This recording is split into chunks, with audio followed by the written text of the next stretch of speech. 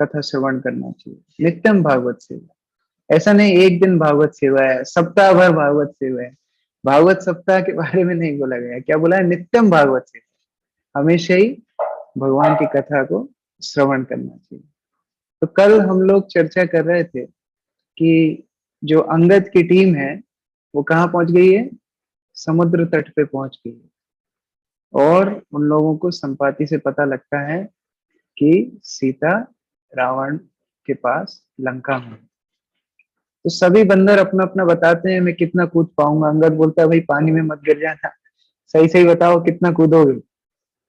तो किसी की भी इतनी क्षमता नहीं थी कि 100 योजन कूद पाए। अंगद बोलते हैं कि मैं 100 योजन कूद सकता हूँ, लेकिन वापस आ पाऊंगा कि नहीं उसकी गारंटी नहीं है। 100 योजन कूदने के बाद कितनी मेरे अंदर क्षमता बचेगी, वापस आ पाऊंगा कि नहीं, गारंटी नहीं। तो जाम्बवन उनको बोलते हैं भाई आप हमारे लीडर हैं, आपको रिस्क लेके नहीं जाना चाहिए। हमारे पास एक ऐसे व्यक्ति हैं जो कि 100 योजन तो क्या, सूर्य तक जिन्होंने छलांग लगाई थी अपने बचपन में। कौन है वो? हनुमान। तो हनुमान लंका जा सकते हैं। हनुमान जी बोलते हैं अरे क्या आप कौन सी बटरिंग कर रहे हो हमको हमको तो पता ही नहीं है हम कहाँ सूर्य के पास गए। तो जामवंत ने बोला नहीं आप भूल गए हैं, क्योंकि आप बड़े शरारती हो गए थे तो देवताओं ने आपको सब कुछ भुला दिया आपकी शक्ति। लेकिन वास्तव में आपके अंदर जो शक्ति है वो अभूतपूर्व है, आप लंका जा सकते हैं। तो जामवंत की याद दिलाने से हनुमान जी को अपनी शक्तियां याद आती हैं और सारे बानर लोग बड़े खुश हो जाते हैं कि हाँ हनुमान जी सबसे ज्यादा, हमारी टीम में सबसे स्ट्रांग प्लेयर है हनुमान जी, तो वो जाएंगे लंका। और सभी लोग बोलते हैं कि आप कहीं वहां पर जाके टाइम ना लगा दें, इसलिए हम आपको बता रहे हैं सारे बंदर हम लोग जब तक आप वापस नहीं आएंगे हम एक पैर पे खड़े रहेंगे। एक पैर पे सारे बंदर खड़े रहेंगे जब तक हनुमान जी लंका जाके सीता माता की खबर नहीं लेके आएंगे तब तक। तो सारे बंदर एक पैर पे खड़े हो जाते हैं। हनुमान जी को बड़ी रिस्पॉन्सिबिलिटी फील होती है और वो महेंद्र पर्वत पे चढ़ जाते हैं। देखिए टेक ऑफ करने के लिए प्लेटफॉर्म मजबूत होना चाहिए। पता पड़े हनुमान जी रेत पे से छलांग लगाए और वहीं पर गड्ढा हो जाए तो वो महेंद्र पर्वत पे चढ़ते हैं और वहां पर अपनी काय बहुत बड़ी कर लेते हैं, बहुत बड़े रूप में आ जाते हैं। सूर्य इंद्र वायु आदि देवों को प्रणाम करते हैं और अंततः श्री रामचंद्र के चरणों में प्रार्थना करके वो छलांग लगाने के लिए तैयार होते हैं। अभी हम लोग सोच सकते हैं कि ये सारी बातें, रामायण हुई, महाभारत हुई, बड़े बड़े ग्रंथ हुए, इन सब में इतनी बड़ी बड़ी बातें हैं, क्या ये ऐसा तो नहीं कि किसी ने ढींगे आंख दी है बड़ी बड़ी कि अरे इतना बड़ा शरीर कर लिया और 100 योजन कूद गया व्यक्ति, इतना क्या ये आसान बात है? तो एक बार श्री श्रीमद भक्ति चारू स्वामी महाराज मायापुर में क्लास दे रहे थे बाणासुर के ऊपर। आप में से कुछ लोग जानते होंगे बाणासुर। बाणासुर श्रीमद भागवत में कथा आती है जिसके 1000 हाथ थे और कृष्ण ने उनके साथ लड़ाई की थी, जिनके अंदर 16,108 रानियां जिनके कब्जे में थी। तो गुरुमाई ने जो क्लास कंप्लीट की तो बद्रीनारायण महाराज, एक और महाराज है इस्कॉन में, उन्होंने क्वेश्चन पूछा कि महाराज आप बता रहे हैं बाणासुर 1000 हाथ वाला, ऐसी चीजों पे विश्वास कैसे करें? ये तो कोई भी लिख सकता है, जैसे मानो हैरी पॉटर लिखा है, कोई भी अलग अलग चीज लिखी है, ये 1000 हाथ वाला आदमी, कौन विश्वास करेगा इसके ऊपर? तो गुरुमाई ने बोला एक सेंटिपीड, इसको हिंदी में बोलते 40 पद, ऐसे इल्ली के भी 100 पैर हो सकते हैं, तो एक बाणासुर के 1000 हाथ क्यों नहीं हो सकते? बोले अगर एक इल्ली के इतने सारे हो सकते हैं तो इतने बाणासुर के इतने 1000 हाथ होने में क्या दिक्कत है? तो महाराज बड़े हंसे। बाद में क्लास के बाद महाराज गुरु महाराज को पूछते हैं कि आपने वो उसी टाइम पे एग्जाम्पल याद किया कि पहले से सोच के आए थे?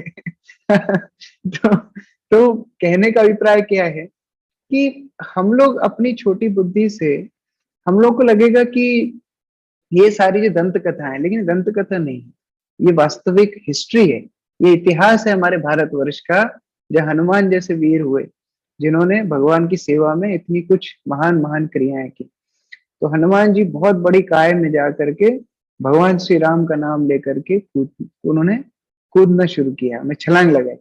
और रामायण में लिखा है कि जैसे श्री रामचंद्र अपने धनुष से बाण चलाते हैं, जैसे भगवान श्री रामचंद्र के धनुष से बाण निकलता है, उस प्रकार हनुमान जी वो महेंद्र पर्वत से छलांग लगाते हुए लंका की तरफ आगे बढ़ते हैं। और पूरे वेग से हनुमान जी लंका की तरफ बढ़ रहे हैं। 100 योजन मतलब 800 मील रास्ता तय करना है। अभी एक समुद्र समुद्र ने सोचा, अरे इतना बड़ा भगवान का भक्त सामने से जा रहा है, अपने घर के ऊपर से निकल रहा है। मान लो कोई महान भक्त आपके घर के सामने से निकलेगा, आप क्या करेंगे? आपको लगेगा कुछ सेवा करनी चाहिए। तो समुद्र सोचता है कि हनुमान जी की हमको सेवा करनी चाहिए। तो एक पर्वत था समुद्र के अंदर, मेनक। ये मेनक पर्वत पहले उड़ा करता था, उसके पंख थे। तो इंद्र ने उसके पंख काट दिए और समुद्र में वो उसको पटक दिया। तो ये समुद्र ने बोला, मेनक अभी तुम ऊपर उठो और हनुमान जी को थोड़ा आराम करने के लिए दो। इतनी लंबी रास्ता है, थोड़ा सा आराम हनुमान जी को करना चाहिए। तो जैसे ही वो मेनक पर्वत सामने आया, उसने बोला, लाउंज सर्विस, आपको रेस्ट करने के लिए जगह दी है सर। हनुमान जी बोलते हैं, नहीं, तो हमारी सेवा में बाधा बन रहे हो। वास्तव में राम की सेवा में ही हमारा आराम है, हम आपके ऊपर नहीं आराम कर सकते। एक तो प्रभु राम सीता माता को गए हुए 10 महीने हो चुके थे। रावण जब लेके गया था उसके बाद से ये डेट तक 10 महीने निकल चुके थे। 10 महीने से प्रभु राम वहां पर रो रहे हैं, विलाप कर रहे हैं, शोकाकुल हैं सीता के वियोग में। और वहां हमारे सारे बानर बंधु एक पैर पर खड़े होकर हमारी प्रतीक्षा कर रहे हैं, और आप बोल रहे हैं आप रेस्ट करो। तो जब तक सेवा पूरी नहीं होगी तब तक हम कोई आराम नहीं करेंगे। तो हनुमान जी उनका सम्मान रखते हुए आगे जाते हैं। उसके बाद देवता हनुमान जी की परीक्षा करते हैं। ये देवता लोग भी बड़े चालू होते हैं, ये लोग भी ये हमेशा परीक्षा इसलिए करते हैं, जिससे दो कारणों से। एक तो कि कोई एरा गेरा नत्थु केरा ऐसे व्यक्ति ना बड़ा सम्मान का पात्र बने, और दूसरा कि भक्तों की वास्तविक महिमा को उजागर करने के लिए देवता इस तरह क्रिया करते हैं। तो देवताओं ने सुरसा राक्षसी को भेजा, बोले कि आप जाइए और हनुमान जी को चुनौती दीजिए। और ये सुरसा राक्षसी को ये वरदान था कि ये जिसको भी खाना चाहेगी उसको खा सकती है, ब्रह्मा का वरदान था। अब ये सुरसा राक्षसी सामने खड़ी होगी हनुमान जी के, बोले मैं तुमको खा जाऊंगी। हनुमान जी समझ रहे थे कि इसको ब्रह्मा का आशीर्वाद है, अभी क्या करेंगे। तो जितने बड़े हनुमान जी थे उससे बड़ा उसने अपना मुंह फाड़ लिया। मानो हनुमान जी थे 7 फीट के, उसने 10 फीट का मुंह फाड़ लिया। तो हनुमान जी हो गए 20 फीट के, तो उसने 30 फीट मुंह कर लिया। हनुमान जी हो गए 50 फीट, तो सुरसई राक्षसी ने 100 फीट बड़ा मुंह कर लिया। फिर हनुमान जी हो गए 50 फीट, और सुरसई राक्षसी ने 100 फीट मुंह कर लिया। इस तरह दोनों के बीच में कंपटीशन चलता रहा। हनुमान जी मानो 1000 फीट हो गए, सुरसई राक्षसी ने 2000 फीट बड़ा मुंह कर लिया। तो हनुमान जी एकदम से 2 सेंटीमीटर बड़े हो गए, एकदम छोटे। छोटे हो करके उसके मुंह में से अंदर जा करके बाहर निकल गया। बोलते देखो भाई, ब्रह्मा जी का आशीर्वाद भी पूरा हो गया, आपकी इच्छा भी पूरी हो गई, अभी रास्ते से हटो, हमको इंपॉर्टेंट काम करने जाना है। तो सुरससी राक्षसी को सम्मान रखते हुए, ब्रह्मा जी का आशीर्वाद सम्मान रखते हुए हनुमान जी आगे बढ़े। उसके बाद उनको सिम्मिका राक्षसी मिली, उसने हनुमान जी को खा ही लिया। और खा लिया, उसने कहा, अब हनुमान जी ने सोचा, अरे ये तो कोई वरदान वाले कैरेक्टर लगता नहीं है, ये तो वही राक्षसी लगती है। तो हनुमान जी उसके पेट में गए और उसको फाड़ करके बाहर निकल गए, उसको वध किया और फिर लंका पहुंच गए। लंका जब हनुमान जी आए तो 1% भी थके हुए नहीं थे, क्योंकि उनके अंदर उत्साह था श्री रामचंद्र की सेवा का। उनके अंदर व्याकुलता थी सीता की खोज की। तो ढूंढने के लिए तत्पर हो गए। लेकिन फिर उन्होंने सोचा कि अगर दिन के समय जाऊंगा तो सभी लोग की नजर में आ जाऊंगा, तो वो शाम की प्रतीक्षा करते हैं, शाम के लिए वेट करते हैं। और एक बिल्ली के जैसे रूप लेकर, एक छोटा सा आकार लेकर, बिल्ली की जैसी साइज में हनुमान जी आ गए। और फिर उन्होंने लंका के अंदर जाने का निश्चय किया। जैसे ही वो जाने वाले थे तो उनकी भेंट होती है लंकिनी से। ये लंकिनी कौन है? ये लंका की मतलब क्या बोलते हैं उसको, लंका की मिस्ट्रेस, एक लंका की पर्सोनिफिकेशन फॉर्म है।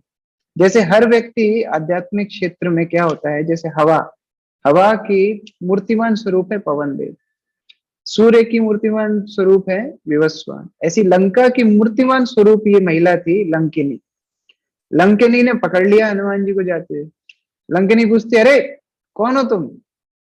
हनुमान जी बोलते मैं क्यों बताऊं कौन हूं, तुम बताओ तुम कौन हो। मतलब जैसे हनुमान जी लंका के अधिपति हो। हनुमान जी पूछ तुम कौन हो। तो लंकिनी को बड़ा गुस्सा आया, लंकिनी ने एक चांटा मारा हनुमान जी। हनुमान जी बोले अरे मेरे अंदर मेरे ऊपर चांटा मार दिया। हनुमान जी ने उस लंकिनी को चांटा मारा जोर से।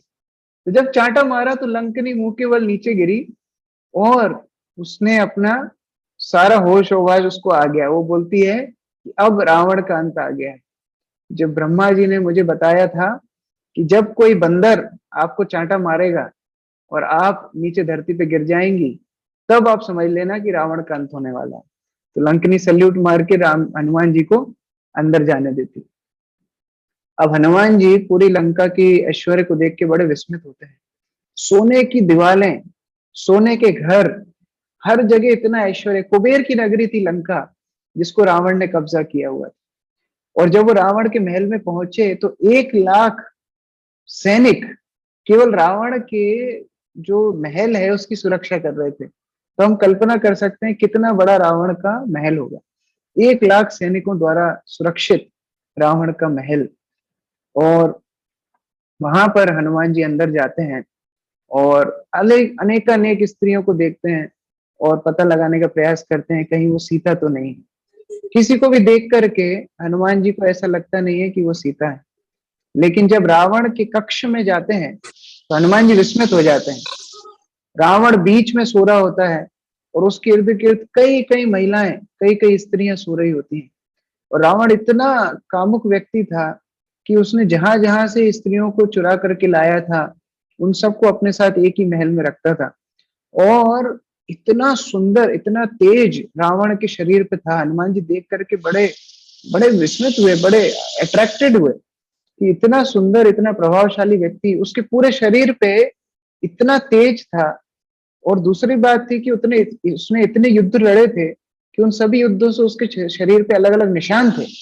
तो वो एक क्षत्रिय के लिए एक बड़ी अ, सम्मानजनक बात होती है कि उसने इतने युद्ध लड़े। तो हनुमान जी उसको देख के बड़े विस्मित भी हुए, बड़े खुश भी हुए कि रावण का पता तो चला, अभी सीता को ढूंढना है। और अलग अलग स्त्रियों को हनुमान जी देख रहे थे। अभी आप सोचिए एक ब्रह्मचारी के लिए कितनी कठिन सेवा है। वो सभी स्त्रियों को सोते हुए देख रहे हैं, सीता की खोज करने का प्रयास कर रहे हैं। और जब उन्होंने एक स्त्री को रावण के बगल में लेटे हुए देखा तो उनको लगा कि यही सीता है। इतनी सुंदर स्त्री, हनुमान जी ने सोचा यही सीता हो सकती है। लेकिन फिर उन्होंने सोचा कि सीता रावण के साथ नहीं रह सकती। सीता कितनी भी सुंदर, कितनी भी मुश्किल में हो, लेकिन राम को छोड़ करके यहाँ नहीं रह सकती। तब उन्होंने दोबारा अपनी खोज जारी रखी। अब देखिए आगे बढ़े वो और बगल में उन्होंने एक मंदिर देखा। रावण का भी मंदिर था। रावण शिव जी की पूजा करता था तो उसका भी मंदिर था। 1000 स्तंभों वाला ये मंदिर, बड़ा सुंदर मंदिर। हनुमान जी उसको देखते हैं और बड़े आश्चर्यचकित होते हैं कि इतना सुंदर मंदिर रावण ने बनाया हुआ है। उसके बगल में एक सुंदर से उद्यान में एक पेड़ के नीचे सीता देवी बैठी हुई है। उन्हें बिल्कुल जो वन के कपड़े हैं वो पहन रखे हैं। पूरा शरीर उनका जर्जर हो रहा है। उनके शरीर में मानो प्राण, केवल हड्डियां हो और उसके ऊपर त्वचा हो, जैसे कोई मांस ना हो, जैसे कोई उनकी खून ना हो। इस तरह स्थिति सीता की थी। और राक्षसियां पूरे समय उनकी सुरक्षा कर रही थी कि सीता कहीं भाग न जाए। हनुमान जी सुबह तक का प्रतीक्षा करते हैं कि सुबह जाकर के वो सीता से मिलेंगे। रावण जैसे ही उठता था सबसे पहले क्या करता था, सीता के पास आता था। वो इतना पागल था सीता का भोग करने के लिए, वो दिन रात केवल यही सोचता था सीता मेरे साथ में कब आएंगी महल में। तो रावण सबसे पहले उठ करके सीता के पास जाता था और उनको डराने का, धमकाने का प्रयास करता था। सीता ने रावण और उसके बीच में एक कुशा घास रखी हुई थी। बोलती है कि ये कुशा घास को यदि तुम पार करोगे तो तुम्हारी मृत्यु हो जाएगी। रावण भी जानता था कि अगर वो किसी भी स्त्री के साथ जबरदस्ती करेगा तो उसको श्राप है वेदवती का कि उसके जो सिर के 1000 टुकड़े हो जाएंगे।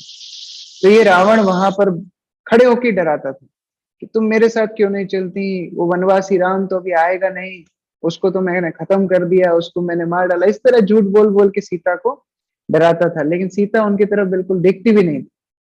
और 10 महीने से रावण की नित्य रूप से डराने धमकाने के बाद भी सीता का रामचंद्र के ऊपर विश्वास 1% भी इधर उधर डगमगाया। रावण बोलता है मैं तुम्हें 2 महीने की मोहलत और देता हूं, अगर तुम मेरे साथ महल में सहवास नहीं करोगी तो मैं तुमको ब्रेकफास्ट में खा जाऊंगा। इस तरह धमकी देता है रावण सीता को। मंदोदरी आती हैं, रावण को लेके जाती हैं कि चलिए आप कहाँ अपना समय नष्ट कर रहे हैं, आपको आपके लिए हमने बहुत सारे इंद्रिय भोग के संसाधन तैयार कर रखे हैं, आप चलिए। मंदोदरी उनको लेके जाती है। यहाँ हनुमान सीता की स्थिति देख करके बड़ा दुख प्राप्त करते हैं और वो सोचते हैं कि मैं कैसे सीता को खुश करूं, कैसे मैं सीता को आत्मबल दूं। देखिए ये एक सेवक का काम होता है, वो अपने स्वामी को कभी भी दुखी नहीं देख सकता। तो हनुमान जी जब देखते हैं सीता इतनी दुखी है तो उनको वो आत्मबल देना चाहते हैं और वो ट्रिक जानते हैं कैसे आत्मबल मिलेगा। अगर मैं राम का गुणगान करूंगा तो सीता को आत्मबल मिलेगा। तो हनुमान जी श्री रामचंद्र की जन्म से लेकर शुरू करके कथा गाना शुरू करते हैं और सीता सोचती है अरे इतना सुंदर कौन गा रहा है। हनुमान जी सभी चीज में दक्ष थे, गाने में, बजाने में, पोएट्री लिखने में, लड़ाई में, मेडिकल में, सब चीज में दक्षता हासिल थी। तो ये हनुमान जी की कथा सुन करके सीता इतनी खुश हुई और बोलते बोलते गाते गाते हनुमान जी सीता के सामने आ गए। जब सामने आ गए तो सीता सोचती है कि रावण ने ही शायद किसी मायावी को मेरे सामने भेजा होगा मुझे कन्विंस करने के लिए। लेकिन हनुमान जी बोलते नहीं, मैं वास्तव में श्री राम का दूत हूँ और जो रामचंद्र ने उनको अंगूठी दी थी जो सीता को देने के लिए, वो अंगूठी सीता के हाथ में देती है। सीता जो रामचंद्र की दी हुई जो अंगूठी देखती हैं तो वो रोने लगती हैं, उन्हें रामचंद्र का और ज्यादा स्मरण होने लगता है और वो हनुमान से बोलती हैं कि हनुमान जाओ रामचंद्र को बोलो मैं उनका प्रतीक्षा कर रही हूँ। तो हनुमान बोलती है बोलने की क्या जरूरत है, आप बैठो आपको लेके चलता हूँ।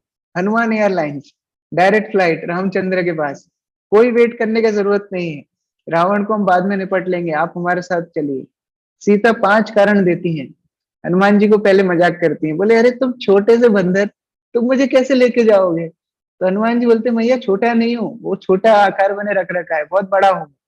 हनुमान जी बड़ा रूप दिखाते हैं।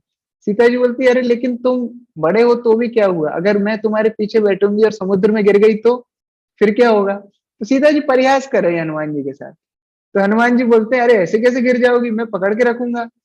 सीता जी बोलते नहीं, राक्षस पीछे से आएंगे तुम्हारे साथ लड़ाई करेंगे, तुम उनके साथ लड़ाई करोगे कि मुझे संभालोगे, तो मैं तो गिर सकती हूँ। तो फिर हनुमान जी बोलते नहीं मैं सब संभाल लूंगा। सीता जी बोलते नहीं, अगर तुम मुझे रामचंद्र के पास लेके जाओगे तो रामचंद्र के सम्मान में हानि होगी। लोग क्या बोलेंगे कि रामचंद्र जी मुझे बचा नहीं पाए और हनुमान एक बंदर को मुझे बचाना पड़ा, तो मैं ये असम्मान को सहन नहीं कर सकती। तो यदि मुझे बचाना है तो राम स्वयं आए और मुझे बचाए। तो उस तरह जब सीता बोलती है तो हनुमान जी थोड़ा शांत होते हैं। सीता बोलती है अगर रामचंद्र भी तुम्हें बोलते कि मुझे लेके आओ तो भी मैं तुम्हारे साथ नहीं जाती, क्योंकि मेरे लिए किसी और को टच करना बहुत मुश्किल है, मैं रामचंद्र के सिवा और किसी के साथ नहीं रह सकती। उस तरह जब बोलती हैं तो हनुमान जी बोलते हैं ठीक है, तो रामचंद्र को मैं जाकर के खबर सुनाऊंगा, लेकिन क्या आप कोई मैसेज रामचंद्र को देना चाहती हैं। तो सीता जी बोलती हैं कि रामचंद्र को याद दिलाना कि एक बार वो मेरी गोदी में सो रहे थे और मैं उनके सिर पे हाथ फेर रही थी और रामचंद्र इतने प्रेम से नींद में चले गए कि उनकी पूरी थकान, पूरा जो वनवास का जो दुख है वो सब कुछ चला गया। इतने प्रेम से वो मेरी गोदी में सो रहे थे और उसी बीच में एक कौवा आकर के मुझे परेशान करता है, मुझे आघात करता है, मेरे शरीर से खून गिरने लगा उस कौवे के आघात से, लेकिन क्योंकि रामचंद्र ना उठे इसीलिए मैं उसको सहन करती रही।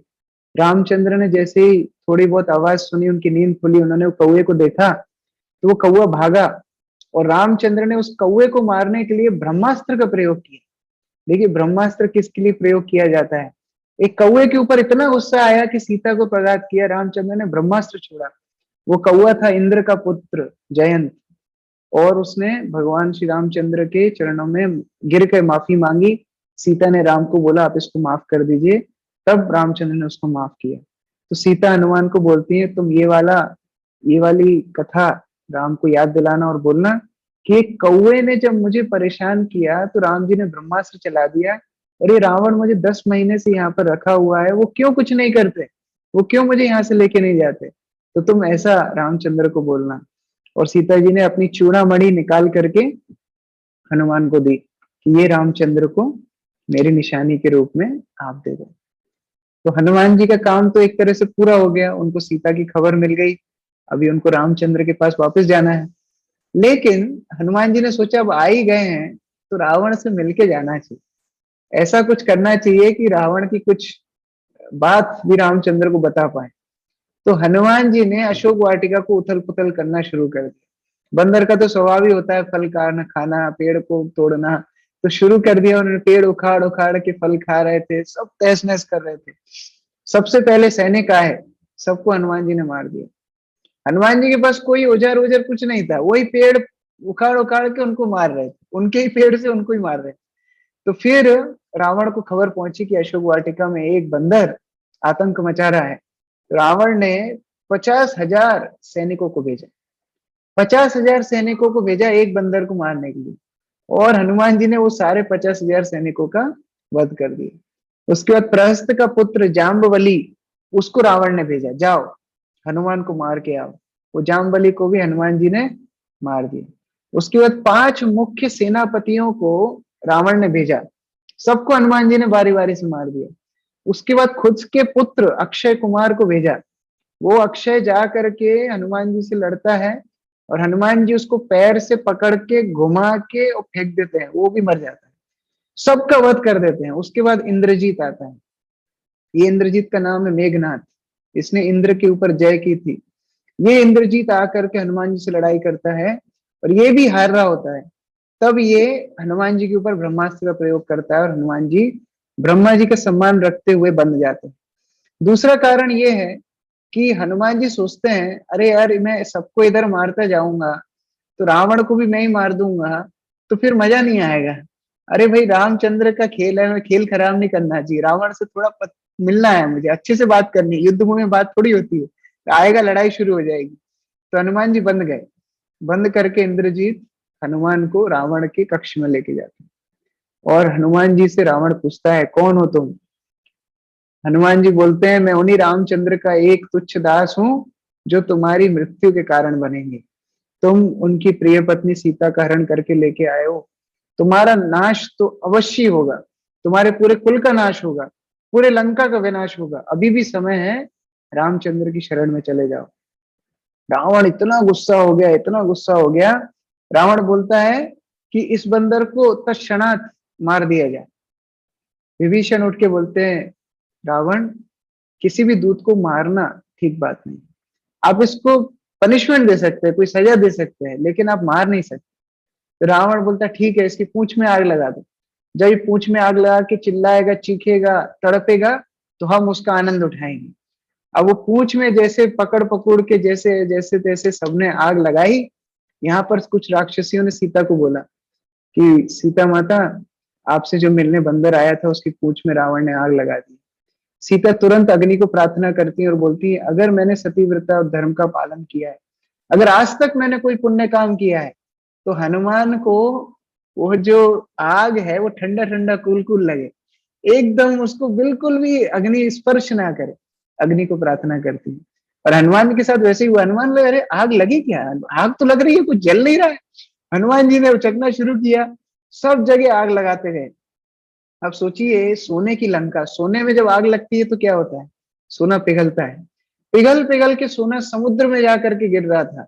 इस तरह लंका की हालत, पूरी लंका जल के खाक हो रही थी और रावण समेत सभी लोग बहुत परेशान हो गए। यहाँ पर पूरी लंका जलाने के बाद हनुमान को टेंशन हो गई। हनुमान ने सोचा मैंने पूरी लंका में आग तो लगा दी, सीता तो नहीं जल गई, सीता जल गई तो फिर क्या मतलब निकलेगा।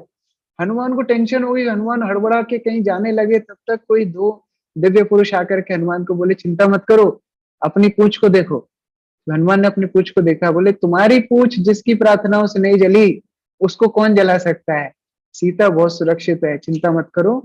हनुमान तुम जाओ, राम को जाकर के संदेश दो। हनुमान जी फिर वहां से एक पर्वत से छलांग लगाते हैं और वापस सेतु बंध के जो स्थान है, रामेश्वरम का जो स्थान है, वहां पर आकर के सारे बंदर एक पैर पे खड़े हुए थे। वो लोग इंतजार कर रहे थे हनुमान का, और हनुमान के आते ही वो लोग इतना सुंदर, उनको इतना आनंद हुआ, नृत्य कर रहे थे वो। और जो जो रास्ता उन्होंने महीनों में तय किया था, कुछ ही दिनों में वो किष्किंधा पहुंच गए। और किष्किंधा पहुंच के सबसे पहले सुग्रीव के प्राइवेट गार्डन में गए, प्राइवेट उद्यान में गए। वहां पर लगा हुआ सारा मधु, सारे पेड़, सारे फल, सब कुछ उखाड़ उखाड़ के खाने लगे। सुग्रीव को जैसे ही पता लगा, सुग्रीव समझ गया कोई बड़ी खबर लेके आए, नहीं तो इतनी हिम्मत नहीं है इनकी कि मेरे प्राइवेट गार्डन में जाके सब तहस नहस करे। तो ये सारे बंदर वहां गार्डन में थे, रामचंद्र को लेके सुग्रीव वहीं पर जाते हैं, और हनुमान रामचंद्र को संदेश देते हैं कि हमने सीता को देखा, सीता लंका में है, रावण की कैद में। आपको बहुत ज्यादा वो याद कर रही हैं। और वो शोकाकुल अवस्था में उन्होंने मुझे कहानी बताई कि कैसे आपने एक कौवे के ऊपर ब्रह्मास्त्र का प्रहार किया, आप इस दुष्ट रावण के लिए क्यों नहीं कुछ करते। और सीता ने एक और बात भी बताई थी कि कैसे एक दिन सीता मैया सुबह नहा के तैयार हुई, तो रामचंद्र ने बोला, अरे तुम अयोध्या में तो बड़ी सस्ती दस्ती थी, यहाँ तो कुछ सज नहीं रही हो। तो सीता ने बोला, यहाँ पर थोड़ी मेरे पास कोई आभूषण है, यहाँ पर थोड़ी कोई कॉस्मेटिक्स है, यहाँ कैसे सजेंगे। तो राम जी उनको वन के फूलों से निकाल करके कुछ अलग अलग रंग, जैसे वन फूलों से जो कलर निकलता है, रंग निकलता है, वो निकाल करके खुद अपने हाथ से सीता को सजाते हैं। तो वो रामचंद्र को याद दिलाया हनुमान ने, और हाथ में चूड़ामणि दी जो सीता ने दी थी। और हनुमान बोलते हैं कि अगर आप जल्दी से जल्दी वहां नहीं जाएंगे तो सीता अपने प्राण त्याग कर देंगे। राम इतने खुश हुए हनुमान की सेवा से, इतने खुश हुए, उनको गले से लगाते हैं, बोलते हैं तुम भरत के समान मेरे भाई हो। देखिए, तीन तरह के सेवक होते हैं। एक होता है जो स्वामी ने जितना कहा उतना ही करता है, जितना कहा उतना करता है। एक होता है उसके अंदर क्षमता होती है तो भी वो उतना भी नहीं करता जितना उसको कहा गया है। लेकिन सबसे सर्वोत्तम सेवक वो होता है जो स्वामी ने कहा उससे भी ज्यादा करके आते हैं। देखिए, हनुमान को क्या सेवा दी गई थी? सीता की खोज करनी। उन्होंने केवल सीता की खोज ही नहीं की, उन्होंने सीता को आश्वासन दिया, उत्साह दिया और सांत्वना दी। ये बहुत महत्वपूर्ण चीज थी। उसके बाद उन्होंने पूरी लंका नगरी का निरीक्षण किया। उसके बाद उन्होंने रावण की सैन्य बल का निरीक्षण किया कि रावण का कितना सैन्य बल है। उसके बाद रावण के हृदय में डर बैठा के आ गए कि एक बंदर पूरी लंका जला सकता है, तो रामचंद्र क्या करेंगे। इतना सारा काम हनुमान जी करके आ गए। अब राम जी तैयारी करते हैं वहां पर जाकर के लंका पे चढ़ाई करने की। राम जी पूछते हैं सुग्रीव को, कह रहे हम लोग वो समुद्र पार कैसे करेंगे, इतनी बड़ी सेना को लेकर पार कैसे करेंगे। हनुमान बोलते हैं चिंता मत कीजिए, मैं जामवन नल नील द्रविड़ हम लोग जाएंगे और हम ही लोग लंका को निपटू के सीता को वापस ले आएंगे। लेकिन राम जी बोलते हैं नहीं, मैं खुद जाऊंगा और सारे बंदरों को लेकर के जाऊंगा, तब जा करके हम सीता को मुक्त कराएंगे। तो किष्किंधा से रामेश्वरम तक हनुमान जी और सारी सेना पैदल जाती है। हनुमान जी रामचंद्र को अपने कंधे पे बिठा लेते हैं, अंगद लक्ष्मण को बिठा लेते हैं और तुरंत रामेश्वरम पहुंच जाते हैं। अब यहाँ पर रावण मीटिंग बुलाता है। रावण को खबर मिल जाती है कि राम आने वाला है, तो रावण मीटिंग बुलाता है और बड़ी ज्ञान की बातें कर रहा है। रावण बोलता है कि देखो, तीन तरह के लोग होते हैं। पहले होते हैं जो अपने सगे संबंधियों से, अपने अग्रजों से सलाह मशवरा करके ही कोई काम करते हैं। दूसरे तरह के लोग होते हैं जो किसी से सलाह मशवरा नहीं करते लेकिन अपनी बुद्धि का प्रयोग करके निर्णय लेते हैं। और तीसरे लोग ऐसे होते हैं जो कि अपना दिमाग इस्तेमाल ना करके केवल टूट पड़ते हैं कोई भी काम करने के लिए बिना सोचे समझे। रावण वास्तव में अपने खुद के बारे में ही बता रहा है, लेकिन उसको लग रहा है कि वो सबसे सलाह मशवरा कर रहा है। और उसके बाद बोलता है कि तीन तरह की एडवाइस होती है, तीन तरह की सजेशन होते हैं। पहली होती है कि जहां पर हम कोई भी स्थिति का निरीक्षण करें, एनालिसिस करें, उसके बाद में धर्म के हिसाब से हम लोग निर्णय लें। रावण बोल रहा है ये बात, धर्म की बात कौन बोल रहा है? रावण बोल रहा है। ये पहले तरीके की एडवाइस होती है। सेकंड तरीके की होती है कि अपने स्वार्थ के लिए कोई व्यक्ति जब काम करता है और एडवाइस देता है, वो सेकंड तरह की होती है। और सबसे निकृष्ट एडवाइस होती है जहां पर लोग किसी को केवल मक्खन पॉलिश करने के लिए फ्लैटरी फ्लैटरी की जो एडवाइस होती है वो सबसे निकृष्ट होती है। तो ये तीन तरह की सब बात करने के बाद मंत्री लोग रावण को बोलते हैं कि अरे राम से मत डरो, हम अकेले ही राम को मिटा देंगे, और आपके सामने तो राम टिकेगा ही नहीं, आने दो उसको, देखते हैं हम लंका तक पहुंचेगा कैसे। देखिए बिल्कुल वही चीज हो रही है। सबसे निकृष्ट क्या बोला था रावण ने कि लोग जहां पर मक्खन पॉलिश करते हैं, सारे मंत्री रावण की मक्खन पॉलिश कर रहे हैं, और वो विम्सिकली काम कर रहा है, स्वतंत्रता से काम कर रहा है, अपनी बुद्धि का ही प्रयोग नहीं कर रहा रावण। सबसे निकृष्ट तरीके का व्यक्ति अपना आचरण दिखा रहा है। तो देखिए यहाँ पर रावण अपनी बात बताता है, लेकिन मंत्री लोग केवल अपनी पोस्ट बचाने के लिए रावण का समर्थन करते हैं। लेकिन एक मंत्री उसके साथ में नहीं बोलता, वो कौन है? विभीषण। विभीषण बोलता है रावण धर्म रक्षति रक्षिता, जिनकी धर्म रक्षा कर, जो धर्म की रक्षा करते हैं, धर्म उनकी रक्षा करता है।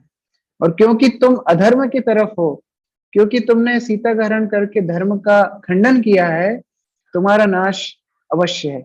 इसलिए सीता को राम को लौटा दो, पूरी लंका बच जाएगी। आप राम को ससम्मान सीता को लौटा दो, आपके ऊपर राम कभी भी कोई भी हानि नहीं पहुंचाएंगे। लेकिन रावण विभीषण के ऊपर गुस्सा हो जाते हैं, बोलते तुम कुल के कलंक हो, तुम उस तरह हो जैसे शरीर में कोई बीमारी हो जाती है तो उस अंग को काट देना चाहिए, तुम उस तरह अंग हो हमारे परिवार में, हमारे महान राक्षस कुल में तुम ऐसे एक व्यक्ति हो जो कि पूरे राक्षस कुल का गौरव डुबा देगा। इसलिए विभीषण को लात मार के रावण असम्मान करते हैं। अंत काले विपरीत बुद्धि, विनाश काले विपरीत बुद्धि। तो विभीषण को वहां से तिरस्कृत होकर के बाहर निकलना चाहिए। चार मंत्री जो विभीषण के साथ थे, जो उनके समर्थक थे, उनको लेकर के विभीषण लंका छोड़ देते हैं। यहाँ पर रामचंद्र जी पूरी सुग्रीव पूरी वानर सेना के साथ लेकर के समुद्र के तट पर आ जाते हैं और अपना कैंप समुद्र के तट पर सजा लेते हैं। विभीषण अपने चार मंत्रियों के साथ आता है और हवा में ही रुकता है, और हवा में रुक करके वो संदेश भेजता है रामचंद्र को कि मैं शरण लेने के लिए आया हूं रामचंद्र को। अभी मीटिंग होती है, अर्जेंट मीटिंग, कैबिनेट मीटिंग बुलाई जाती है, सब बंदर आते हैं, भालू आते हैं, रामचंद्र बैठे हैं, लक्ष्मण बैठे हैं। रामचंद्र पूछते हैं बताइए क्या करना चाहिए। सब लोग अपना अपना मत देते हैं। अरे दुश्मन का भाई है, दुश्मन का भाई किस उद्देश्य से आ रहा है, क्या करेगा, क्या जानते हैं हम राक्षसों के बारे में, वो किसी धर्म का पालन नहीं करते, ऐसा व्यक्ति हमसे मिलने आ रहा है और एकदम से राम की शरण में आ रहा है। इतने दिन से कहा था, एक ये शायद रावण की कोई चाल है, अलग अलग लोग अलग अलग उपाय दे रहे हैं। राम हनुमान से पूछते हैं हनुमान तुम्हारा क्या विचार है? हनुमान बोलते हैं भगवान आपने प्रतिज्ञा की है, आपकी प्रतिज्ञा मैं आपको याद दिलाता हूं। आपने क्या प्रतिज्ञा की है? सकृत एव प्रपन्नो यस तवा स्मृति च याचते अभयम सर्वदा तस्मै ददामि एतत् व्रतम ममा। भगवान आपने व्रत लिया था। क्या व्रत लिया था?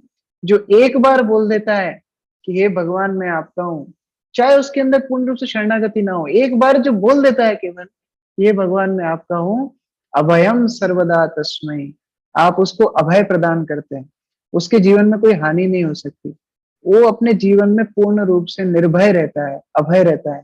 तो ये रावण का भाई हो चाहे रावण स्वयं हो, आपको इसको शरण देनी चाहिए। तो विभीषण को शरण राम जी देते हैं, विभीषण के चारों मंत्रियों को यथा सम्मान जगह देते हैं। और इतना ही नहीं, समुद्र के पावन जल से श्री रामचंद्र विभीषण का राज्यभिषेक करते हैं और विभीषण को लंकापति कह करके घोषणा करते हैं। तो सभी बंदर रामचंद्र के पास में बैठे थे, वो लोग थोड़ा मजा मस्ती करते हैं।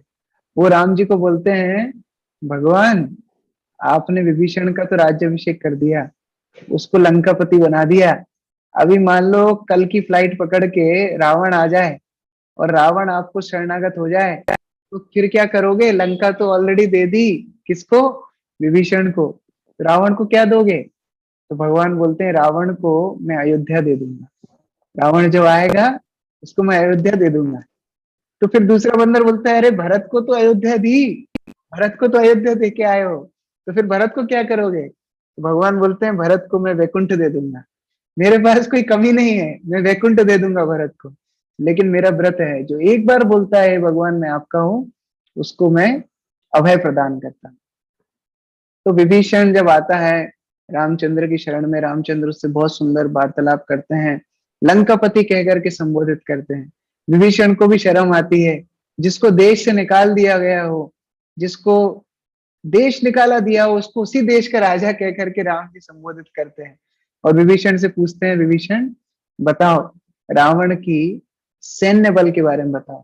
विभीषण बताता है कि लंकापुरी एक चट्टान के, एक पर्वत के ऊपर स्थित है और उसके चारों ओर एक बहुत ही भयानक जंगल है और एक नदी चारों तरफ से लंका को संरक्षित करती है। उस नदी में मगरमच्छ आदि भयानक जानवर हैं। और उतना ही नहीं, अगर कोई नदी पार करके, उस जंगल को पार करके और उस चट्टान पे चढ़ के लंका तक पहुंच भी जाए, तो लंका के इर्द गिर्द इतनी ऊंची ऊंची दीवारें हैं कि कोई मानव के लिए, कोई बंदर के लिए, कोई भी व्यक्ति के लिए वो दीवारों को पार करना बहुत ही मुश्किल है। और रावण की जो सेना है उसकी संख्या थी 1 खरब सैनिक, यानी कि 10,000 करोड़, 10,000 करोड़ सैनिक रावण की सेना में थे। तो ये सब सुनकर के कई बंदर उचकने लगे, बोलते हैं अरे कोई बड़ी बात नहीं है, हम एक एक बहुत सारे सैनिकों को निपटा देंगे। विभीषण बोलता है वो तो ठीक है, समुद्र कैसे पार करोगे? राम जी बोलते हैं हाँ समुद्र पार करना तो मुश्किल है। देखिए कैसे लीला कर रहे हैं, रामचंद्र जी विभीषण को ही पूछते हैं अच्छा आप ही बताइए कि समुद्र कैसे पार करें। विभीषण बोलते हैं सिंपल, समुद्र देव जो है वरुण देव की आराधना कीजिए, आराधना कीजिए और समुद्र देव आपको रास्ता देंगे। रामचंद्र हंसने लगे, अरे वो तो मेरा एक सेवक है। मन में सोच रहे थे कि वरुण चंद्र इंद्र सब कौन है, भगवान के सेवक है।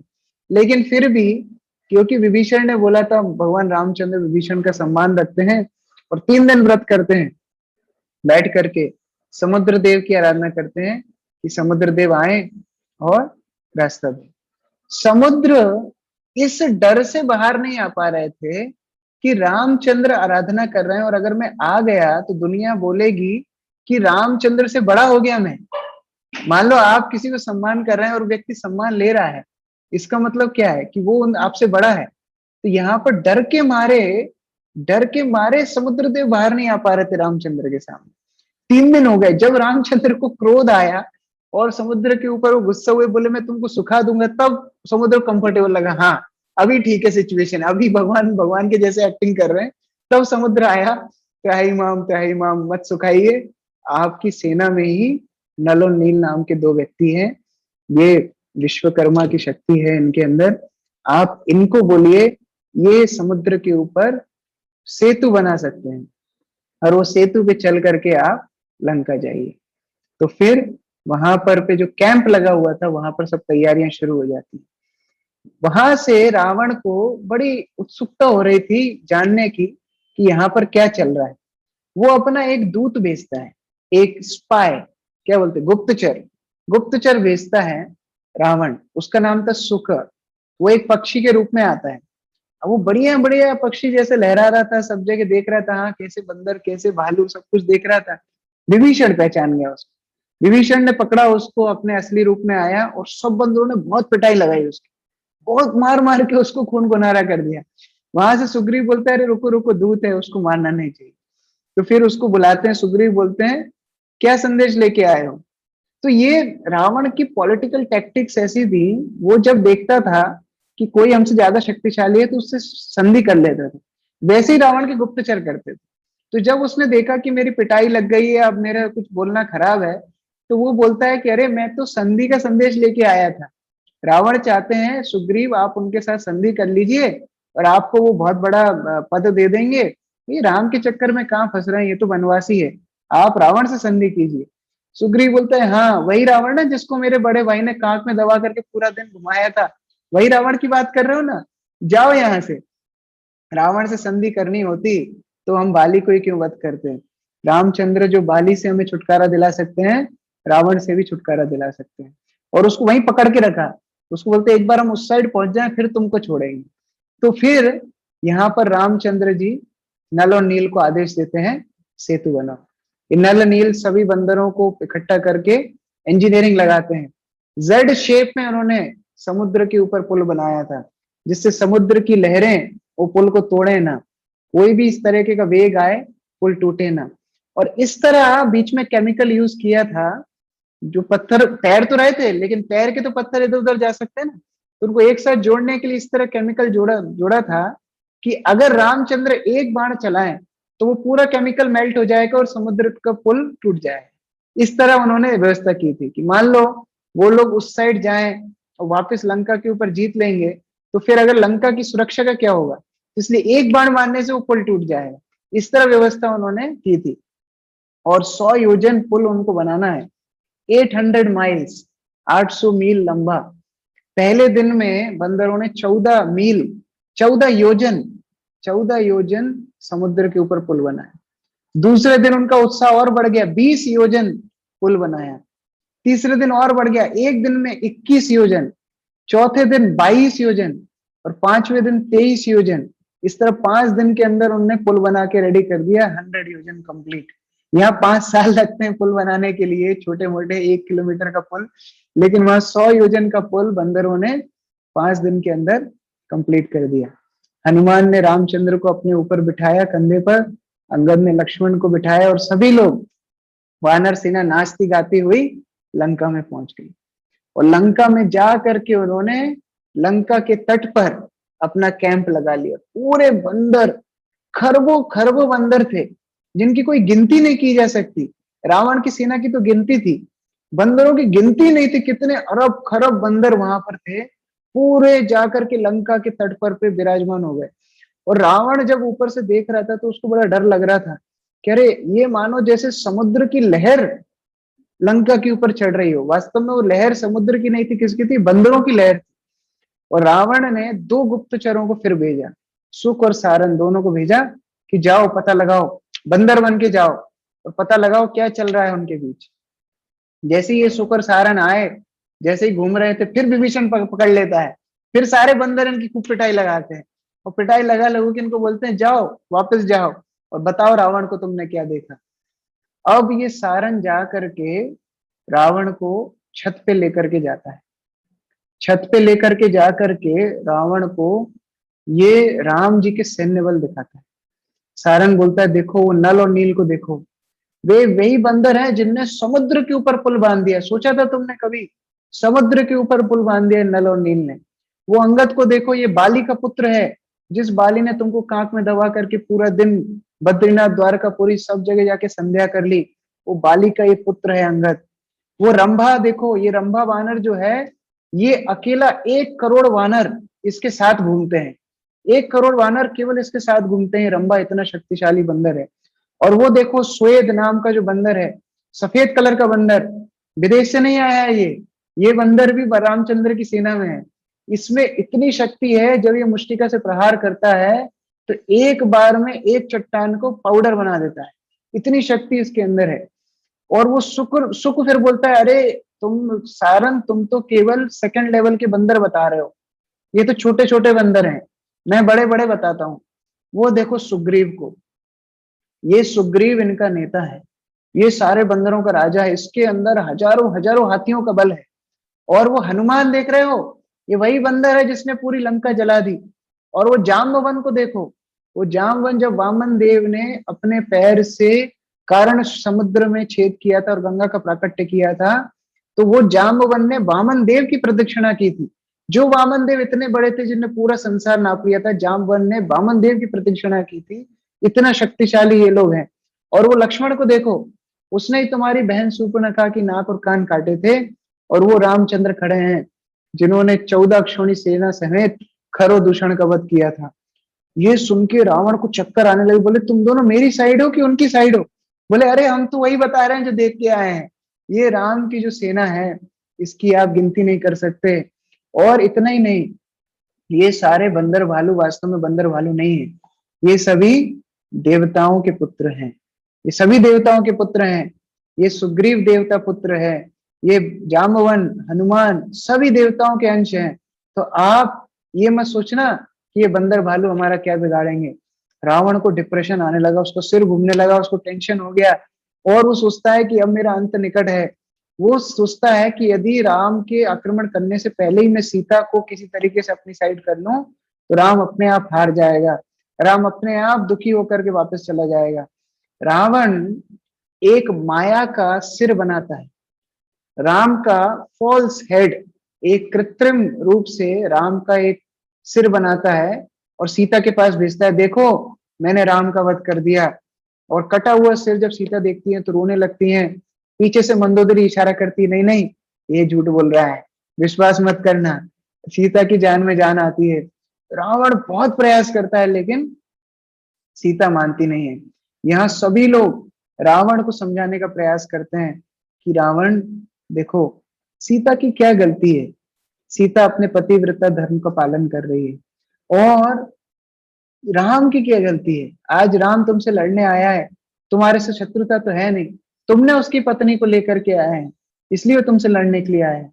और देखो तुम्हारे दो भाई मर गए, तुम्हारी इतनी सारी सेना मर गई, एक वानर ने तुम्हारे पुत्र के वध कर दिया, सैनिकों का वध कर दिया, सेनापतियों का वध कर दिया, इतनी हजारों हजारों सैनिकों को मार दिया, पूरी लंका को जला दिया। और वो बंदर जिनके ऊपर तुम हंस रहे थे, वो करोड़ों खरबों की तादाद में समुद्र को पार करके लंका पहुंच गए हैं। अभी तुमको और क्या प्रमाण चाहिए, अब तुमको किसका प्रतीक्षा कर रहे हो। अभी भी सीता को लौटा दो, रामचंद्र तुमको माफ कर देंगे। जिसने ये उनको सलाह दी, सबके प्रति रावण बहुत क्रोधित हो गया।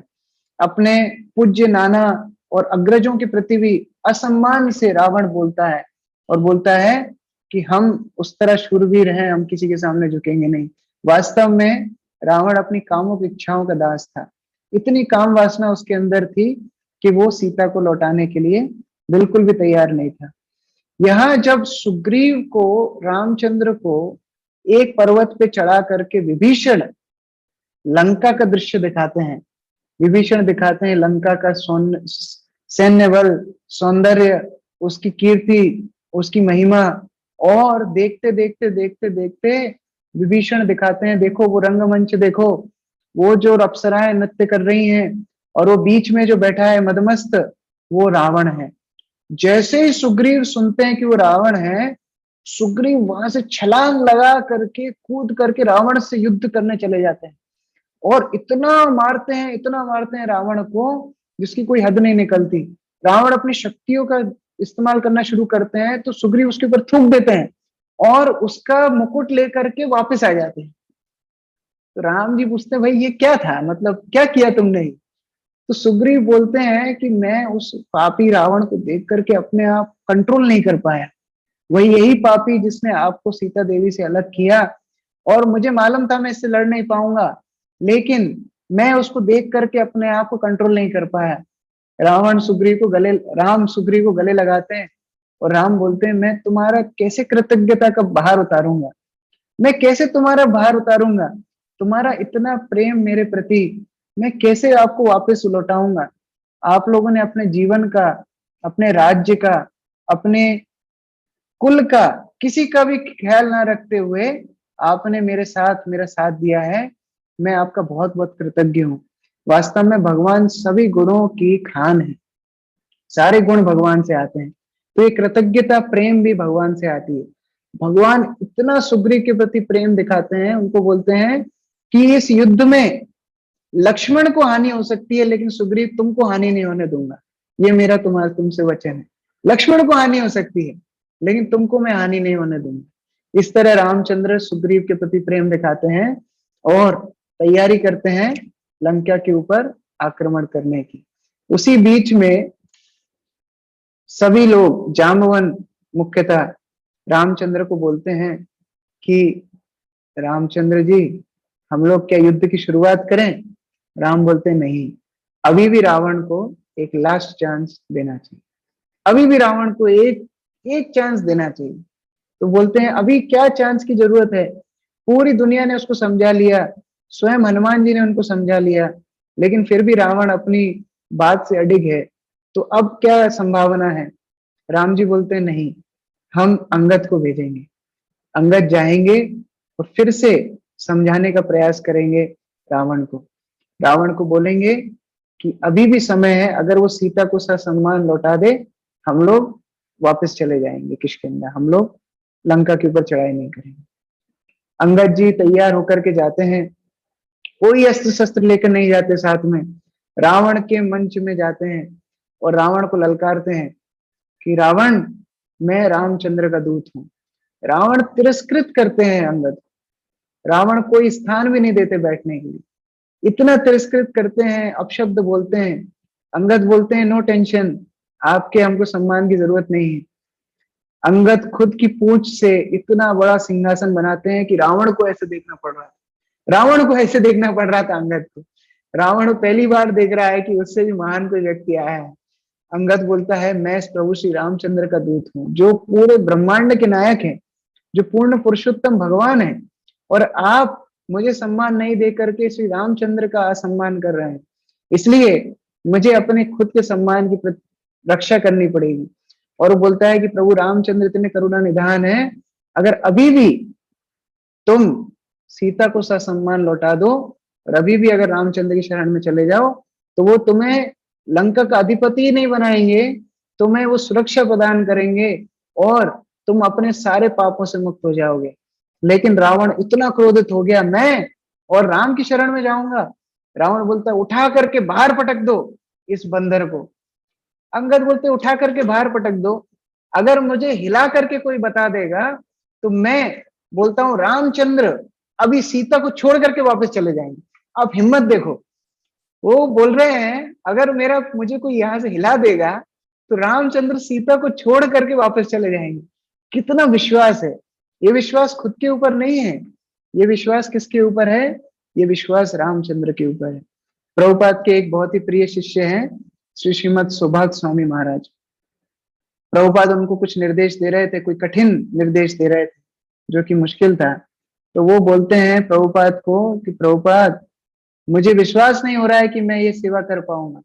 प्रभुपाद बोलते हैं तुम्हें अपने ऊपर विश्वास करने की जरूरत नहीं है, तुम्हें क्या मेरे ऊपर विश्वास है? सुभग महाराज बोलते प्रभुपाद आपके ऊपर 100% विश्वास है।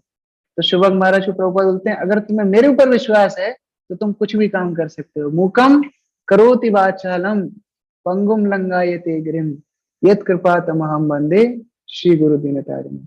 जिसके ऊपर गुरु की कृपा होती है, जिसके ऊपर भगवान की कृपा होती है, वो क्या कर सकता है? मूकम करोति वाचालम, जो गूंगा व्यक्ति है, जो बोलने के योग्य नहीं है, वो भी बड़े बड़े प्रवचन दे सकता है, वो भी बड़ी बड़ी कविताओं की रचना कर सकता है। मुकम करोति वाचालम पंगुम लंगायते गिरिम, जो अपंग व्यक्ति है वो भी पर्वत चढ़ सकता है। यत कृपा तमाम वंदे श्री गुरु दीनतारिणी। तो अंगद का ये विश्वास रामचंद्र के ऊपर, अटूट विश्वास कि अगर मेरा पैर को हिला देगा तो रामचंद्र पूरी सेना के साथ सीता को छोड़ के वापस चले जाएंगे। अब एक एक पहले रावण भेजता है छोटे मोटे सैनिक, अरे फेंक दो इसको। कोई अंगद को हिलाना तो दूर, उसके पैर को जो पकड़ के जितना शक्ति लगा रहे हैं वहीं पर वो गिर जाते थे, वहीं पर चूर चूर गिर जाते थे। एक के बाद एक बड़े बड़े सेनानी आए, सेनापति आए, रावण के पुत्र पौत्र सब लोग आए, कोई भी उनको हिला नहीं पाया। इंद्रजीत स्वयं आया, जो इंद्र को जीत करके आया है, वो भी अंगद का पैर हिला नहीं पाया। अब रावण स्वयं आता है, सिंहासन से नीचे उतर के थम थम करता हुआ, और बड़ा रावण, 10 मुख जिसके हैं, पूरा शरीर जिसका प्रचंड रूप से शक्तिशाली है, देवता भी जिससे डरते थे, पूरा विश्व का जिसका आतंक मचा हुआ था, वो रावण स्वयं आता है और झुक करके जैसे ही पैर हिलाने की कोशिश करता है, एक लात अंगद रावण की छाती में मारता, बोलता है मेरे पैर झुकने से तेरा क्या होगा, झुकना है तो श्री राम के पास झुक। और ये बोल करके रावण का फिर से एक मुकुट तो कौन लेके गया था? सुग्रीव, और ये अंगद दूसरा मुकुट लेकर के फेंक देता है और छलांग लगा करके वापस आ जाता है कहाँ? श्री रामचंद्र के पास। तो देखिए कितना सुंदर एक दूत का काम है। भगवान श्री रामचंद्र का संदेश ही नहीं पहुंचाया, रावण के अंदर आतंक हो, जितना हनुमान से आतंक था और ज्यादा आतंक पहले तो रावण सोच रहा था अरे शायद एक ही बंदर है इनकी सेना में ऐसा, ये दूसरे ने भी जो ट्रेलर दिखाया, रावण डर गया, कंपन होने लगा रावण को। लेकिन फिर भी उसकी बुद्धि साथ नहीं दी, फिर भी उसका विनाश उसकी प्रतीक्षा कर रहा था। तो आज हम यहीं तक रखेंगे, कल हम लोग चर्चा करेंगे कैसे भगवान ने लंका के ऊपर चढ़ाई की और कैसे रावण का अंत करके भगवान श्री राम अयोध्या वापस जाते हैं।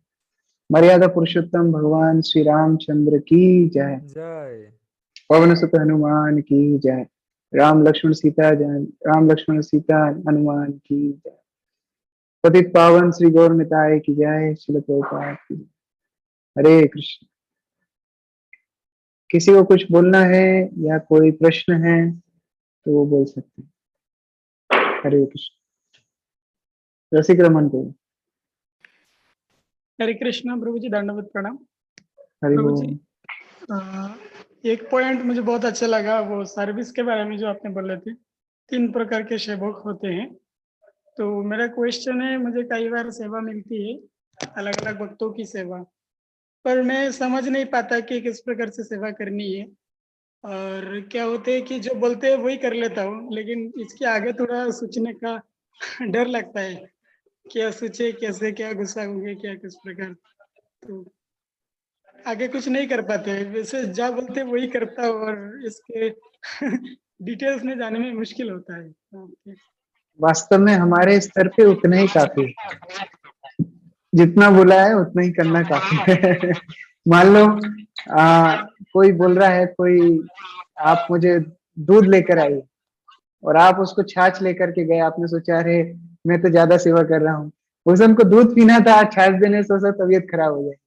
तो ये शुद्ध भक्त की सेवा प्रेम छोड़ करके होती नहीं। जितना हमारे हृदय में प्रेम होता है उतना ही हम सेवा अच्छे ढंग से कर पाते हैं। जिस तरह श्री श्रीमद भक्ति चारू स्वामी गुरु माई ने प्रभुपाद की सेवा की, वो प्रेम छोड़कर उस तरह सेवा हो नहीं सकती। प्रभुपाद जितना बोले उससे ज्यादा। एक बार प्रभुपाद को कुछ संतरे का जूस चाहिए था, ऑरेंज जूस, तो वो बनाने में थोड़ा लेट हो गया, प्रभुपाद थोड़ा नाराज हो गए। प्रभुपाद गुस्से बोलते लेके जाओ, मुझे नहीं पीना है। फिर भी गुरु महाराज आगे बढ़ते जा रहे हैं, फिर भी आगे बढ़ते जा रहे हैं जूस लेकर के। प्रभुपाद बोलते नहीं पीना मुझे, लेके जाओ, फिर भी आगे बढ़ते जा रहे हैं। तो ये प्रेम से ही होता है। हम अगर होते तो हमको प्रभुपाद इस्कॉन से बाहर निकाल देते। तो उस तरह प्रेम छोड़ के शुद्ध भक्त की सेवा होती नहीं। लेकिन हमारे स्तर पे हम लोग जितना बोला है उतना ही करना हमारे लिए सेफ है। और धीरे धीरे जब भगवान अंदर से प्रेरणा देंगे, शुद्ध भक्त कृपा करेंगे, तो आगे भी हम कुछ सेवा कर पाएंगे। हरे कृष्ण। और कोई कुछ बोलना चाहते हैं? हरे कृष्णा प्रभु जी, एक सवाल था मेरा। जी प्रभात। प्रभु जी, ये रावण को जो श्राप मिला था कि स्त्रियों के अगर ऐसा कुछ मिसबिहेव करता है तो वो नष्ट हो जाएगा उसका जो सिर है, तो जब वो वन में सीता जी को जबरदस्ती करके ले गया था, तो उस समय ऐसा कुछ मतलब वो श्राप का असर नहीं है कुछ, ये थोड़ा सा समझाइए। उसको जो श्राप था वो ये था, अगर वो किसी के साथ बलवत संभोग करेगा तो उसका नाश होगा। तो वो डरा धमका करके स्त्रियों को लाता था, लेकिन वो जबरदस्ती उनके साथ कोई क्रिया नहीं कर सकता था। लेकिन डर की वजह से सारी स्त्रियां उनको बात मानना पड़ती थी, क्योंकि उनके पति का वो वध कर देता था, उनका राज्य को लूट लेता था, और इनको लेकर के आता था, बोलता है आपको मैं वध कर दूंगा। तो स्त्रियां डर करके विवशता में रावण के साथ में रहना पड़ता है। सीता के साथ इस तरह हुआ नहीं। जी प्रभु जी, थैंक यू प्रभु जी। हरे कृष्ण। हरे कृष्ण प्रभु जी।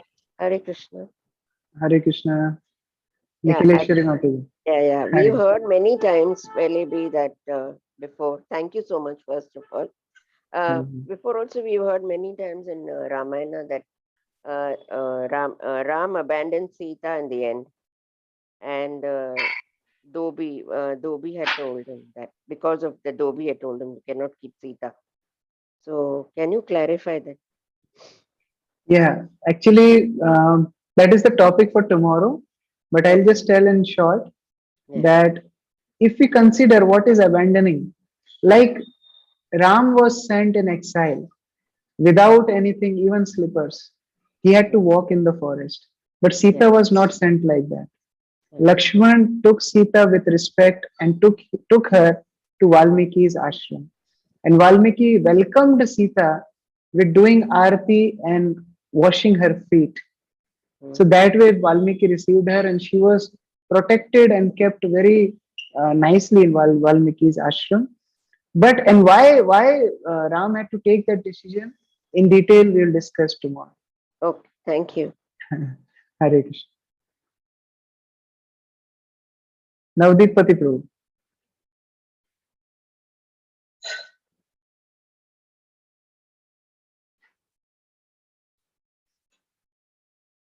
प्रभु आप म्यूट हैं, अनम्यूट करके। हरे कृष्णा प्रभु जी। हरे कृष्ण। मेरा ये क्वेश्चन था कि ऐसे बताते हैं कि अंत समय में अपन भगवान का नाम लेंगे या अंत समय में जो चीज हमें स्मरण होगी वो चीज होगी, लेकिन ये बोला जाता है कि जिस दिन से हम भगवान की शरण में आते हैं हम उसी दिन से भगवान के हो जाते हैं। तो ये थोड़ा पॉइंट समझ में नहीं आ रहा भाई, हम केवल अंत समय में ना लेंगे तो भगवान को प्राप्त होंगे या जिस दिन से हम भगवान की शरण में चले गए उसी दिन से भगवान के होंगे, इसको कैसे समझे?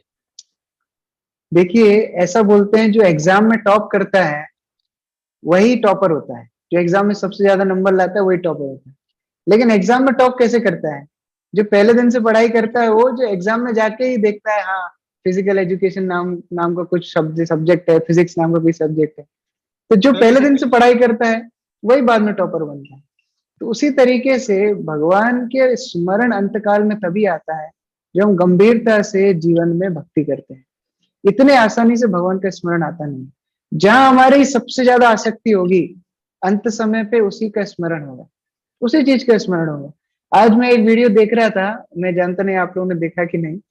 एक पेशेंट है, वो आईसीयू में है और उसको ऑक्सीजन लगा हुआ है, अचेतन है। 3-4 डॉक्टर उसको स्टेमिना देने का प्रयास कर रहे हैं, रिवाइव करने का प्रयास कर रहे हैं, और वो अनकॉन्शियस स्थिति में, अचेतन स्थिति में ऐसे ऐसे कर रहा है, ऐसे ऐसे कर रहा है। मतलब क्या है? ये गुटका जो वो करने की आदत है, चूना लगा के गुटका खाने की, अचेतन स्थिति में वो कर रहा है। ये क्या पूरे जन्म का अभ्यास है। आज ही वीडियो देखा, मैं ग्रुप में शेयर करूंगा। ये अचेतन स्थिति में इस तरह हालत है, अंतकाल में भगवान का स्मरण इतने आसानी से नहीं होता है। जो पूरे जीवन भक्ति करते हैं, अगर अंत समय में बड़ा पुराण में लिखा है, बड़ा पुराण में लिखा है, अंत समय में यदि उनको कोई विकार आएगा, शारीरिक कष्ट आएगा, बीमारी आएगी, कफवात पित्त आएगा, जिसकी वजह से अगर वो भगवान को स्मरण नहीं भी कर पाएंगे, भगवान बरादेव लक्ष्मी को बोलते हैं मैं उनको स्मरण करता हूँ, उस समय मैं उनको स्मरण करता हूँ और मेरे स्मरण करने से उनकी स्मृति में मैं प्रवेश करता हूँ। तो ये भगवान का वादा होता है। तो अगर हम गंभीरता से अपने भक्ति जीवन को अभी पालन करेंगे तो भगवान हमारी जिम्मेदारी लेते हैं। इसलिए अंत समय के लिए वेट नहीं करना चाहिए। तो एग्जाम में जाकर के क्या होगा, अभी पढ़ाई नहीं करेंगे तो चरम में पढ़ी बोला आज, उस समय पे शर्म आएगी, कुछ भी पढ़ा नहीं। तो उस तरह नहीं करना चाहिए। Hare Krishna, thank you very much. Nagraj प्रभु जी। हरे कृष्ण प्रभु, दंडवत प्रणाम। हरि बोल। धन्यवाद प्रभु, मुझे एक बार दोबारा बताइए कि आप बानासुर के बारे में बताते वक्त गुरु महाराज जो एग्जाम्पल दिए थे वो मुझे दोबारा बोलिए प्रभु जी। एक्चुअली वो गुरु महाराज को प्रश्न पूछा कि हम लोग शास्त्र में पढ़ते हैं बानासुर के 1000 हाथ हैं, इस तरह अलग अलग कहानी सुनते हैं, इनके ऊपर विश्वास कैसे करें?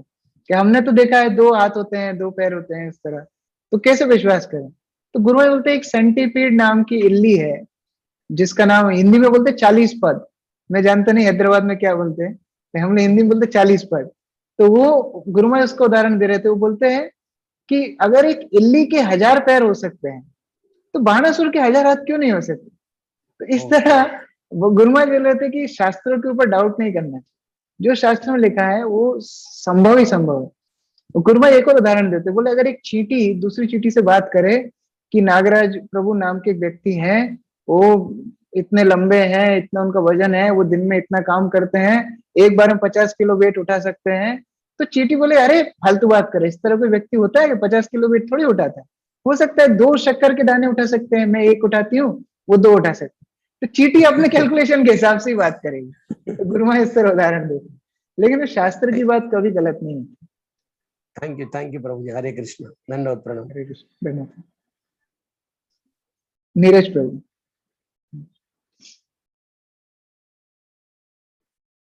आपको अनम्यूट करना पड़ेगा। हरे कृष्णा प्रभु। हरि बोल। हरि मेरी मम्मी का ये सवाल है कि भगवान को सरेंडर कैसे करें खुद को, तो अगर आप इसके बारे में कुछ बता सकते हैं तो। सरेंडर करना बहुत आसान है। भगवान भगवद गीता में बोलते हैं, जो मेरा नाम हमेशा लेते हैं वो मुझे बहुत प्रिय है। सततम चिंतयन्तो मां यदन्तस्य दृढ़व्रतः। हरे कृष्ण कृष्ण कृष्ण हरे हरे, हरे राम राम राम। ये वास्तव में शरणागति का लक्षण है, भगवान का नाम लेना। देखिए, जब हम मुश्किल में पड़ते हैं तो हम किसी की हेल्प लेने के लिए उसको पुकारते हैं। हमको केवल पहला स्टेप ये देखना है कि हम लोग यहाँ भौतिक संसार में मुश्किल में, क्योंकि हम वो नहीं देख पाते हैं इसलिए भगवान की शरण नहीं ले पाते। मान लीजिए आप क्या कर रहे हैं अभी नीरज जी? मेरा स्टार्टअप है। आपका स्टार्टअप है, आपका वेट कितना है? 52। मान लो आपके सामने 150 किलो का सूमो पहलवान आ जाए, हट्टा कट्टा 8 फीट का, लड़ाई करने के लिए, तो आप क्या करोगे? लड़ाई करोगे उससे? नहीं लड़ पाऊंगा। पहले ही हाथ खड़े कर दोगे, भाई सरेंडर मेरे को लड़ाई वड़ाई नहीं करनी तुमसे। तो हमारे सामने खड़ी है माया, जो हमको इतने जीवन से मार रही है, परेशानी दे रही है, जन्म मृत्यु जरा व्याधि में बार बार हम लोग फंस रहे हैं, वो हमारे सामने खड़ी है। उससे हम लड़ाई नहीं कर सकते। केवल एक चीज कर सकते हैं, अगर आपके पास 200 किलो का सुमो पहलवान आ जाए जो वो 150 वाले से लड़ाई कर ले, तो आप जीत सकते हो। तो हमको दादा का परदादा को बुलाना है। कौन है वो? कृष्ण स्वयं।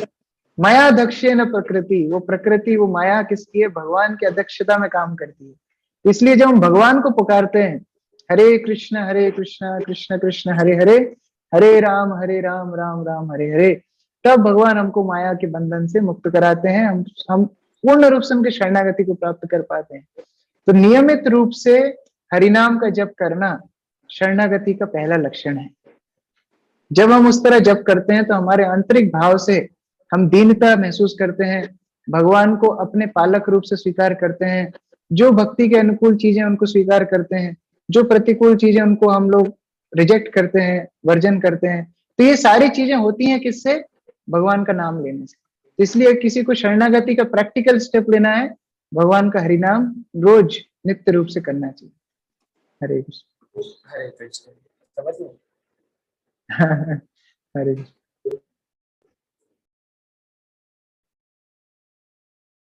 ठीक है, बहुत बहुत धन्यवाद। आप सबसे कल मुलाकात होगी। कल आखिरी सत्र है। कल हम लोग प्रयास करेंगे कि बहुत कुछ बचा है, लेकिन संक्षेप में रावण का वध और लव कुश कांड तक हम लोग कवर करने का प्रयास करेंगे। हरे कृष्ण। जगत गुरु शिल प्रभुपाद की जय। समवेत भक्त वृंद की जय। गौर प्रेमानंदे। हरि हरि बोल।